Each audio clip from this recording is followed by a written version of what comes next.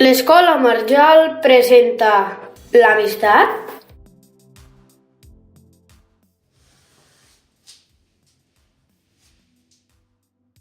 Hi havia una vegada dos nens, un que es deia Marc i l'altre que es deia Pep.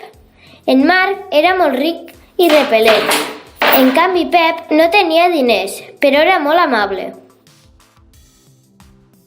Marc aconseguia tot el que volia, videojocs, consoles, roba, etc.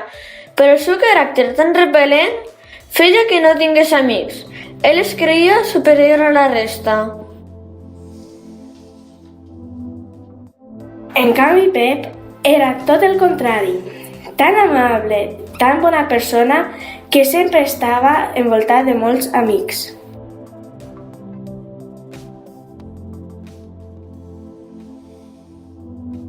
En Marc, quan sortia de l'escola, anava directament a jugar amb els videojocs de moda.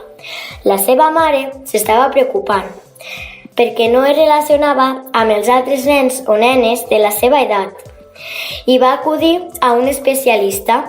Li va dir que busqués a un nen o nena que es relacionés amb el seu fill.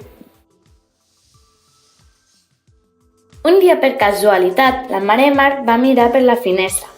Davant de casa seva hi havia un bonic parc, on Pep i els seus amics jugaven cada tarda després de l'escola. La mare va sortir en direcció al parc en busca de Pep. Li va explicar el cas del seu fill i li va preguntar si ell podia ajudar-la. En un principi Pep s'ho va rumiar, perquè Marc tractava malament a la gent, però després va pensar que era una pena viure d'aquella manera, sense amics. Va decidir acceptar el que la mare de Marc li proposava. Era un repte per a ell, però a Pep li agradaven els reptes. A Pep se li girava feina. Com convenceria Marc per anar a jugar amb ell i els seus amics i no amb l'ordinador? La seva primera tècnica va ser convidar-lo a casa seva a passar la tarda. Però Marc no volia saber res de ningú i li va dir que ell a casa d'un pobre no anava. Pep, en aquell moment, va pensar que no l'ajudava més, però el seu gran cor no el va deixar abandonar el repte.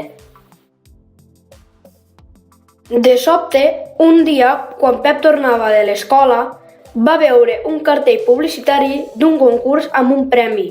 En veure'l, a Pep se li va ocórrer una gran idea. Organitzaria una gimcana com si fos un concurs i el premi podria ser el videojoc de moda. I a sobre sabia que en Marc encara no el tenia. Pep va trencar la seva guardiola amb tots els seus estalvis per comprar el videojoc.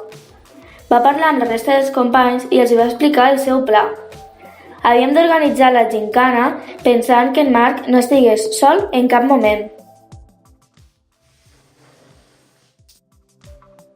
Quan va arribar el moment de repartir els flyers del concurs, Pep estava nerviós. Potser el seu pla sortiria bé o potser no. Marc, en veure que hi havia un videojoc de premi i tot just el que no tenia, no s'ho va pensar més. Es va apuntar de seguida al concurs. Iuhu, m'apunto! Segur que guanyo! El dia de la gran gincana, Pep estava nerviós perquè volia que tot sortís bé, però sobretot que Marc s'adonés de la importància de l'amistat. Tal i com estava planificat, Marc va ser el guanyador de la gincana. Marc estava orgullós perquè havia guanyat el videojoc, però alhora va sentir una sensació nova de llibertat, d'estima, el que li va emocionar i li va fer comprendre la importància de tot el que li deia la seva mare. Aquella tarda, quan Marc marxava cap a casa, va aturar Pep i li va demanar d'anar a jugar algun dia amb ell i els seus amics. Pep estava contentíssim. No s'ho podia creure, però ho havia aconseguit. Que bé! Ho he aconseguit! Un dia, gerant tots junts, Marc va saber que Pep havia posat tots els seus estalvis per poder comprar el videojoc de la gincana.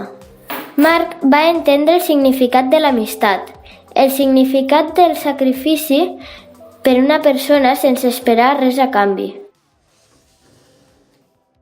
Marc va fer una forta abraçada i li va dir que a partir d'aquell moment, sempre que jugués als videojocs, seria amb el seu millor amic.